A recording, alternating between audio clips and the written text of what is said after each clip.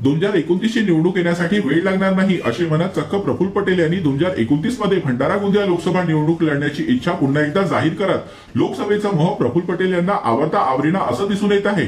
यावेळी सुद्धा मला कबूल केलं होतं, मात्र दिल्ली फार दूर नाही, 2029 पण लांब नाही असे म्हणत पुन्हा एकदा प्रफुल्ल पटेल यांनी आपल्या मनाची इच्छा जाहीर केली आहे।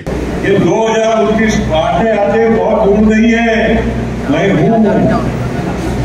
मैदान में हूं मैं, ऐसा मत समझो। आम्ही यावेळी पण मला कबूल केलं होतं, पण मी सांगितलं त्याला ठीक है, आप बड़े मन से हमको बोल रहे हो, अभी मेरी 6 साल राज्यसभा हुई है, चलिए आप लड़िए। बाकी ऐसा काही नव्हतं, अपन ने जो तय किया वो हो सकता है। ये मैं आप लोगों को इसलिए बता रहा हूँ कि दिल्ली बहुत दूर नहीं है, अभी 2029 भी आगे आगे हमको बहुत दूर नहीं है। पार्टी कुणाला तिकीट देणार काहीच निश्चित नाही, तोपर्यंत सर्वांनी स्पर्धेमध्ये राहायला पाहिजे अशी देखील खासदार प्रफुल्ल पटेल आमदारांना म्हणाले।